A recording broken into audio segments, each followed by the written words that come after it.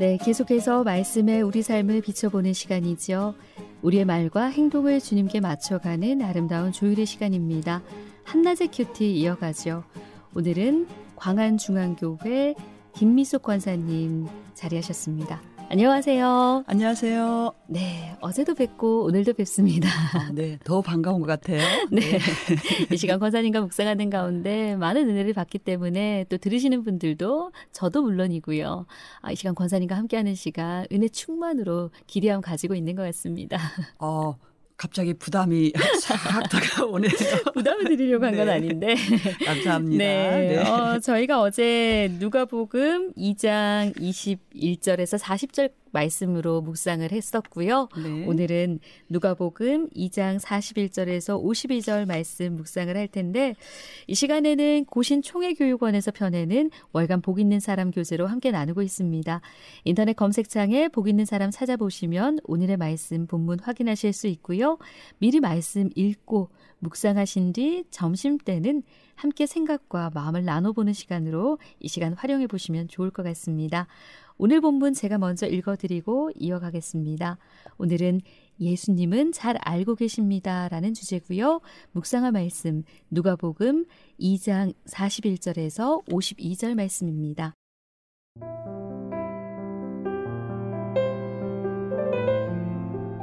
그의 부모가 해마다 6월절이 되면 예루살렘으로 가더니 예수께서 12살 되었을 때에 그들이 이 절기의 관례를 따라 올라갔다가 그날들을 마치고 돌아갈 때에 아이 예수는 예루살렘에 머무셨더라. 그 부모는 이를 알지 못하고 동행 중에 있는 줄로 생각하고 하룻길을 간 후 친족과 아는 자 중에서 찾되 만나지 못하매 찾으면서 예루살렘에 돌아갔더니 사흘 후에 성전에서 만난즉 그가 선생들 중에 앉으사 그들에게 듣기도 하시며 묻기도 하시니 듣는 자가 다 그 지혜와 대답을 놀랍게 여기더라. 그의 부모가 보고 놀라며 그의 어머니는 이르되 아이야 어찌하여 우리에게 이렇게 하였느냐. 보라 내 아버지와 내가 근심하여 너를 찾았노라. 예수께서 이르시되 어찌하여 나를 찾으셨나이까.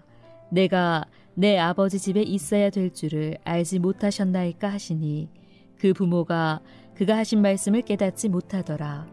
예수께서 함께 내려가사 나사렛에 이르러 순종하여 받드시더라. 그 어머니는 이 모든 말을 마음에 두니라. 예수는 지혜와 키가 자라가며 하나님과 사람에게 더욱 사랑스러워 가시더라.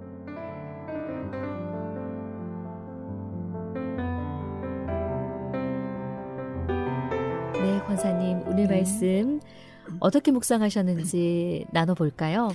우리가 본인 등판 그런 말이 있잖아요. 네. 지금 저는 보면서 그의 부모가 해마다 6월절이 되면 예루살렘으로 이제 올라가는데 12살 대신 예수님과 함께 간다고 하는데 6월절의 주인이 예수님이시잖아요. 네. 그 6월절의 주인께서 6월절에 그 예를 제사를 드리려고 지금 예루살렘으로 가고 있는 모습을 보면서 와 이런 역설이라고 해야 될까? 이런 함축적인 의미가 담긴 막 혼자 상상을 하는 거예요. 와, 6월절에 예물께서 친히 예배를 드리러 가시고 와, 본인이 등판했네? 그러면서 누가가 어떤 의미를 전달하고 싶어서 이렇게 기록을 했을까라고 생각을 하니까 이 묵상하는 재미가 더한 거예요. 그러면서 주님이 날 위해서 예배 드리러 가주시는 지금 이 모습이잖아요. 그대로 하나님이 정하신 그 방식을 따라서 그런 모습을 보면서 내 삶에 걸어 들어오신 예수님, 나와 함께 내가 구원의 은혜를 누리도록 예배를 드려주시는 예수님, 그분을 만나는 현장 같아서 저 혼자 머릿속으로 지금 이 모습을 상상을 하고 성전에 가서 예배 드리고 예수님이 성전에서 질문하시고 부모는 아이를 잃어버렸다고 찾고 이런 모습들을 보면서 내가 묵상을 할 때 문자 그대로만 묵상을 하는 것이 아니라 하나님이 기록하신 그 의미를 따라서 또 행간에 담겨져 있는 행간과 행간 사이 담겨져 있는 그 침묵의 의미 하나님의 그 표정 그것을 찾기 위해서 더 올 한 해는 노력을 해야 되겠다라는 생각을 했습니다. 네. 본인 등판이라고 얘기를 하셨는데 네. 오늘 말씀을 읽으면서 예수님 자신이 누구인지 너무나 정확하게 아셨다. 네. 예, 그 말씀에서도 49절 말씀이죠. 네. 49절 말씀에서도 자신이 누군지 정확하게 알고 계신 예수님, 그곳에서 있는 게 어색하지 않으신 분인데, 네. 그 부모에겐 나를 왜 찾느냐라고 이렇게 물으시는 거잖아요. 그렇죠. 내가 여기 있을 줄 모르셨어요? 이런 말씀에서 예수님의 첫 말씀이죠. 예. 지금 태어나셨다. 그 다음 기록이 지금 누가복음에만 있는 이 기록이 예수님처럼 내가 내 아버지 집에 있어야 할 것을 알지 못하셨습니까? 라고 네. 얘기를 하는데 그 당시에는 하나님을 내 아버지라고 표현하는 것 자체가 너무 놀라운 표현이죠. 그러니까요. 뭐 이스라엘 백성들은 하나님이라고 하는 부분은 읽지 않고 그냥 넘어간다니까 너무 경건하고 거룩한 그 분의 성함이기 때문에 네. 입에 올릴 수가 없어서 하나님의 성호는 건너뛴다고 하는데 하나님을 내 아버지라고 하는 본인에 대한 분명한 자기 네. 선언이죠. 그래 하나님이 내 아버지면 그분의 아들이신 거잖아요. 네. 그런데 부모님은 아직 이제 알지는 못하시죠. 자기 육신의 부모님은 알지 못하는 네. 걸 보면서 나는 나의 정체성에 대한 정확한 정의가 있는가라는 또 생각도 하게 되고요. 네. 예수님이 첫 말씀이 내가 내 아버지 집에 있어야 될 것을 알지 못합니까? 라는 이 질문 앞에 나는 있어야 될 곳에 있는가? 저는 그 말이 딱 저 가슴에 꽂혔어요. 내가 있어야 될 곳, 성도로 살아야 될 그곳에 살고 있는가? 내가 살고 있는 그곳이 내가 마땅히 살아내야 될 곳이라고 또 내가 여기며 또 그렇게 만들어가고 있는가라는 그 사명, 그 질문이 저에겐 좀 크게 다가왔어요. 네. 그러셨구나. 네, 정말 내 아버지라고 표현을 하시면서 내가 누구인지를 정확하게 알고 계셨는데 저는 이 구절에서 과연 나는 하나님이 내 아버지 되심을 그 아버지 되심을 깨닫고 알았을 때, 네. 그 아버지 되심이 확 내 마음에 들어왔을 때 나는 그 감격이 얼마나 컸던가라는 생각을 해봤거든요. 예, 그래서 하나님이 내 아버지 되심이 정말 모든 것을 가진 것으로 받아들여져야 될 텐데 하나님 내 아버지 되심을 때에 따라서 잊고 사는 때가 참 많구나. 예, 그 또 연약한 모습을 발견하게 되더라고요. 우리가 하나님이 어떤 분인지를 모르니까 수시로 그분의 중요성과 그분이 전부인 거에 대해서 있는 것 같아요. 그러면서 나 혼자 고아된 심령으로 하나님 내 아버지인데 마치 고아신앙으로 엉뚱한 곳에 가서 어둠 속에서 쭈그리고 앉아서 혼자 그 외로움과 감정적인 그 고독함과 자기 연민에 빠져서 나는 어떻게 이러고 있다가 또 하나님 말씀으로 다가와서 야, 너 왜 그러고 있어? 너가 누군데? 그러면 마치 내가 하나님의 자녀였지. 이러면서 다시 정신 차리고 또 아버지의 손 붙들고 일어서는 이런 일들이 반복이 되는데 그때마다 저도 느끼는 거가 내가 하나님을 잘 모르는구나. 그래서 지금 오늘 저희들 예수님을 잘 알고 계십니까? 라고 이렇게 제목을 달아놨더라고요. 네. 그래서 정말 나는 예수님을 잘 알고 있는가? 나는 하나님을 잘 알고 있는가? 나는 그렇게 많은 설교를 듣고 묵상을 했는데 과연 나는 말씀을 잘 알고 있는가? 지식적인 하나님 아니라 내 삶에 정말 끈끈하게 관계되어진 내 삶과 함께 내 호흡에 함께 계시고 내 삶의 모든 순간에 함께 계신 그 하나님을 난 얼마나 알고 있지? 삶으로 아는 암. 네, 삶으로 고백되어지는 이 신앙이 과연 나는 얼마나 성장하고 성숙해 갈까라는 그 생각들을 좀 오늘 보면 많이 하게 돼요. 네, 권사님께서 내 아버지의 집, 그러니까 우리가 거할 곳에 대한 말씀도 해주셨거든요. 네. 앞서. 그러니까 우리가 정말 하나님을 내 아버지로 모셨다면은 우리가 거할 곳도 마땅히 알아야 되고요. 네. 우리가 어떤 삶을 살아야 되는지도 알아야 되는데 순간순간 잊을 때가 참 많구나라는 생각과 함께 사실 저는 이제 하나님이 내 아버지 되심에 대해서 묵상했던 이유가 모태신앙이 아니에요. 네. 그래서 이런 생각을 했던 적이 있었거든요.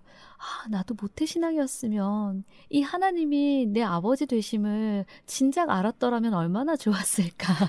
이런 철없는 어리석은 생각을 했었을 저도 그랬어요. 때가 저도 모태신앙이 아니거든요. 있었는데 네.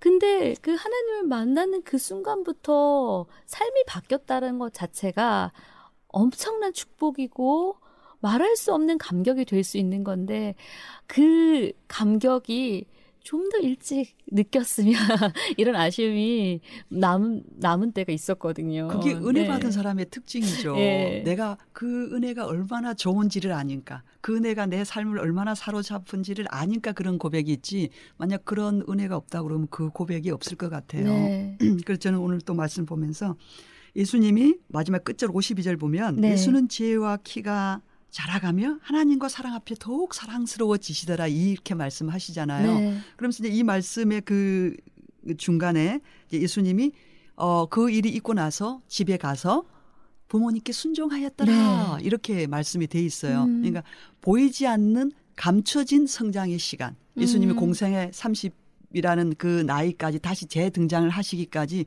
예수님은 감춰진 시간 속에서 계속 성장, 성숙하시면서 하나님과 사람 앞에 사랑스러운 사람으로 자라가는 걸 보면서 저는 또 우리 어제도 나눴지만 어미 된 자로 또 선생된 자로 과연 아이들을 이 말씀 가운데 성장과 성숙을 하나님의 그 방법으로 훈육을 할까라는 생각들도 많이 들었어요. 많이 들면서 저는 좀 참 부끄러운 고백이지만 때로는 내 아이가 뭐 학업에 열중하지 않고 세상이 요구하는 스펙을 만들어가지 않는 데는 너 그렇게 해서 되겠니? 라고 얘기를 하지만 묵상하지 않고 기도하지 않고 하나님을 알아가는데 소홀한 데 대해서는 내가 그렇게 마음 아파했던 적이 많지는 않거든요. 네. 그런 제 자신을 보면서 특히 이제 우리가 코로나 이 팬데믹 상황이 돼서 또 예배를 드리지 못했던 교회에 나가 출석 예배를 드리지 못했던 적도 있었잖아요. 그러면서 이제 자녀 신앙 교육을 교회에 맡겨놨던 우리가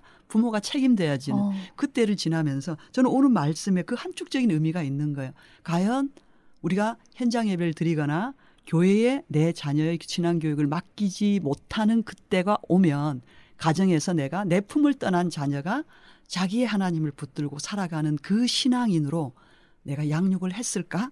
양육하고 있는가? 예수님처럼 점점 자랄수록 하나님과 사람 앞에 더욱더 사랑스러워지는 인정받는 사람으로 자라게 하는 그것을 어미인 나는 선생인 나는 하고 있는가 생각이 되니까 와 하나님 앞에 정말 부끄러운 게 정말 막 이렇게 주마등처럼 지나가는 거 있죠. 네. 아니 제가 며칠 전에 반성을 했던 내용과 동일하게 말씀을 해주셔서 그러셨어요? 제가 어제 큰아이를 수련회를 보냈습니다. 네. 수련회를 보내는데 사실 이 아이가 지난 한 주간 아파서 뭐 다니던 학원 이런 것들 이제 좀 중단을 하고 한 주간 그냥 쉬면서 보내고 그 월요일에 수련회를 보내는데 전날 이런 마음이 드는 거예요. 한 주도 쉬었는데 수련회를 또 3박 4일 다녀오면 또 쉬고 그러면 이제 개학인데 이 아이 어쩌지. 그러면서 제가 반성을 했던 이유가 하나님 죄송합니다. 제가 말씀으로 양육하겠다라는 이 아이를 이 시간이 아까워서 그 살짝 보내야 하나 말아야 하나의 갈등을 한 그 시간 제가 반성한다고 네. 이 아이 이 수련회 기간 동안 은혜 받게 해주세요 하고 기도를 하며 보냈는데 권사님 그 말씀을 하시니까 제가 마음에 찔림이 더 강하게 다가오는 것 같습니다. 네. 부모님 밑에서 나사렛에 이르러 순종함에 받들더라. 그 가정에서 결국 예수님의 그 자란 신앙도 자랐다고 하고 하는 저는 이 의미가 여기 담겨 있다라고 생각을 하거든요. 결국 가정. 우리가 예배소서 6장에서도 성령 충만을 받으면 우리가 뭐 방언하고 세상이 말하는 뭐 신비적인 것이 아니라 아내 사랑하고 남편 사랑하고 부모님 공경하고 자녀 말씀 가운데 양육하고 결국 가정으로 돌아가잖아요. 그러면서 참 이 새해의 누가복음을 통해서 신앙의 어떤 한 걸음 한 걸음 기초를 다시 다지게 하는 세심하신 그 하나님의 배려라고 그럴까요? 하나님 무도를 만나면서 하나님 가정예배, 저희들 가정예배 드리죠. 드리는데 가정예배를 통해서 또 나 자신이 먼저 예배자로 세워져서 하나님 정말 하나님과 사람 앞에서 아름답게 하나님을 아는 지혜와 또 세상에서 그래서 살아내는 지혜가 잘 성장하는 한 해가 되기를 소망합니다. 아멘. 이 마음을 제가 이렇게 기록해놨어요. 네. 오늘 예수님은 잘 알고 계십니다라는 이 주제로 말씀을 나눴는데 오늘 또 들려지는 그 마음의 울림이 큰 것 같습니다, 권사님. 네, 말씀이 주신 은혜가 이래서 저희들이 이 묵상의 재미가 날마다 있었으면 좋겠어요. 네, 그래서 저도 이제 이 말씀을 알아가는 재미가 조금씩 생기는 것 같습니다. 너무 겸손하세요. 아닙니다. 자, 오늘도 권사님과 함께 이야기 나눴는데 벌써 또 마칠 시간이 됐네요. 이 시간 광안중앙교회 김미숙 권사님과 말씀 나눴고요. 여기까지 하겠습니다. 감사합니다. 감사합니다.